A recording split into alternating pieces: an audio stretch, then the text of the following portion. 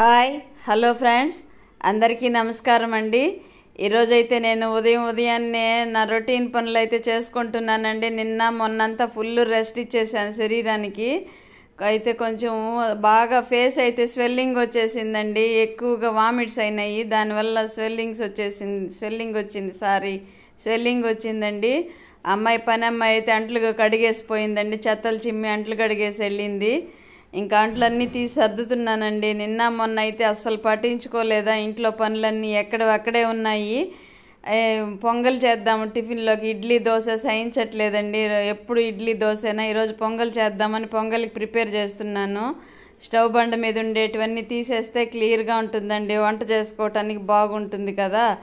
అంట్లు కడిగినవన్నీ అలాగే స్టాండ్లో ఉండిపోయినాయి, అవన్నీ తీసి సర్దేస్తున్నానండి. మీరైతే ఏం చేస్తున్నారు? ప్రతిరోజు రొటీన్ పనులే కదండి ఆడవాళ్ళకి. కాకపోతే వంటలు, కూరలు, టిఫిన్లు మారుతూ ఉంటాయి అంతే. వంటలు అయితే చేయాల్సిందే కదా, ఏదైనా వండాల్సిందే, చేసుకొని తినాల్సిందే. మగవాళ్ళు అయితే డ్యూటీకి వెళ్ళి సంపాదించుకొని రావాల్సిందే. ఇది ఫిక్స్ అయిపోయిన కర్తవ్యమే కదండి లేడీస్కి, జెంట్స్కి. అయితే వాళ్ళకైనా రెస్ట్ ఉంటుందేమో, కానీ ఒకరోజు 2 రోజులు లీవులు ఇస్తారు వాళ్ళకి వర్క్ మీద, ఆఫీస్లో. మనకైతే ఏ రోజు లీవ్ ఉండదండి, ఎప్పుడు కూడా హెవీ వర్కే. మా అబ్బాయి వచ్చి వెనకాల ఏదో మాట్లాడుతున్నాడండి, దానికి నవ్వు వస్తుంది నాకు. మా అబ్బాయి కాదు, మా వారు వచ్చినారండి.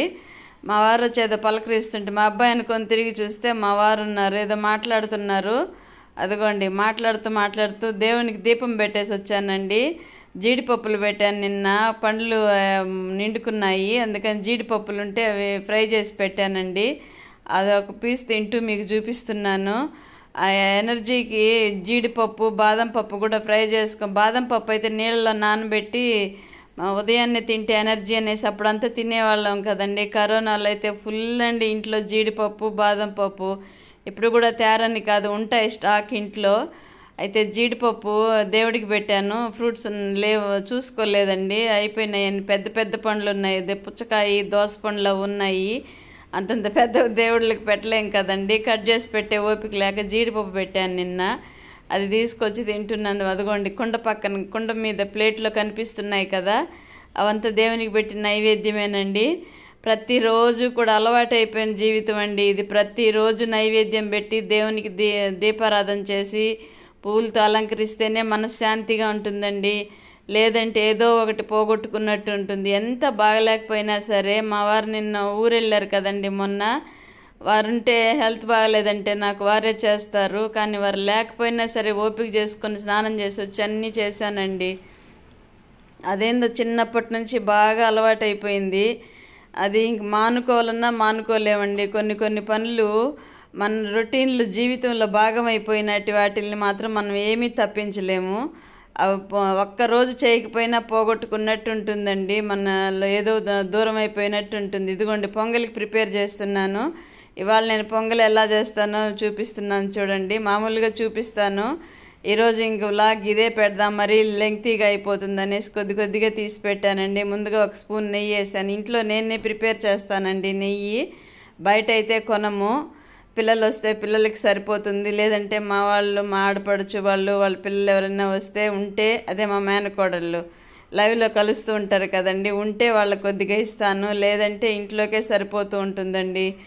ఇంకా ఏదన్నా స్వీట్లకి వాటికి ఉపయోగిస్తూ ఉంటాం. మా కోడలు ఉంటే ఎక్కువ ఉపయోగిస్తామండి నెయ్యి. అమ్మ ఏదో ఒకటి చేసి పెడుతూ ఉంటుంది అందరికీ ఓపిక. నాకైతే అంత ఓపిక ఉండదండి. స్వీట్లు కూడా నాకు చాలా తక్కువ చేయడము.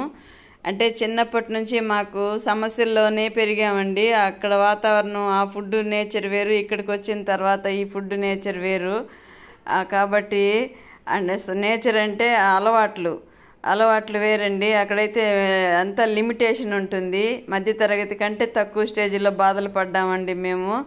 కాకపోతే ఇక్కడికి వచ్చాక ఏం కావాలన్నా తెచ్చి ఇస్తారు, మా వారు తెచ్చి పెడతారు, చేసే ఓపిక ఉండాలి. కానీ హెల్త్ ఇష్యూస్ వచ్చిన తర్వాత చాలా ఓపిక తగ్గిపోయింది. మా కోడలు ఉంటే మాత్రం అన్ని వెరైటీస్ చేసి పెడుతూ ఉంటారు ఓపికగా.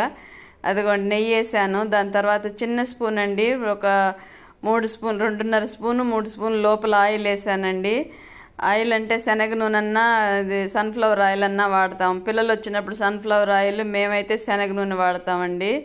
అదిగోండి అల్లం దంచి పెట్టాను, కొత్తిమీర, కరివేపాకు, ఎండుమిర్చి వేసానండి. పచ్చిమిర్చి వేయలేదు ఈరోజు, కడుపులో మంటగా అనిపిస్తోందని ఎండుమిర్చి వేసాను. చట్నీకి దీనికి కూడా ఎండుమిర్చే వాడానండి. మిరియాలు కొద్దిగా, జీలకర్ర కొద్దిగా వేసాను. ఇంగు అన్డైజేషన్ అవుతోంది కదండి, కొంచెం ఇంగు వేసాను. అది ఓపెన్ సరిగా చేయలేదు, రంధ్రం సరిగా పెట్టలేదు, అందుకని కొంచెం అలా గుచ్చి కొంచెం ఎక్కువ వేసానండి ఇంగు. అయినా కానీ పొంగల్లో వేసినది ఫ్లేవర్ అయితే తెలియలేదండి, వేసినట్టే అనిపించలేదు. అది అంటే అంతగా పీల్చేస్తుంది. రేషన్ బియ్యంతో పొంగల్ చేస్తే సూపర్ టేస్ట్గా ఉంటుందండి. మీరు ఎప్పుడైనా ట్రై చేశారా ఇంట్లో? అంటే రైస్ బియ్యం కంటే కూడా రేషన్ బియ్యంతో చేసామంటే ఇంట్లో పిల్లలు అందరూ కూడా, మేము కూడా అలవాటు అయిపోయామండి రేషన్ బియ్యంకి, అంటే పొంగల్కి. అప్పుడే కనిపెట్టేస్తారు మా వాళ్ళు. రైస్ బియ్యం కానీ పొంగల్ చేస్తే ఇదేంటి ఇది ఇలా ఉంది అంటారు. ఇదైతే బాగా పేస్ట్ లాగా ఉడకబెట్టేస్తాం కదా, ఈ రేషన్ బియ్యము బాగా టేస్టీగా ఉంటుందండి. రైస్కి కూడా బాగుంటుంది. అది కూడా రైస్ లాగా తినిన రోజులు ఉన్నాయండి మేము, అది మర్చిపోకూడదు కదా. నేనైతే నా ఫ్రెండ్స్ లాగా మీతో అన్నీ చెప్పేస్తున్నాను, మనసులో ఏమి దాచుకోవకుండా అన్నీ చెప్పేస్తుంటాను, ఏమనుకోకండి. నాకు తోచింది ఏదో నేను సత్యంగా ఉండాలనే ప్రయత్నం చేస్తూ ఉంటాను. అబద్ధాలు చెప్తాను, చెప్పనని కాదు, చెప్పాను కదా లైవ్లో ఒకసారి. ఎదుటోళ్ళకి నాకు మంచి జరుగుతుంది అనుకుంటే అది అబద్ధమే చెప్తానండి, దాంట్లో తప్పు లేదు కదా.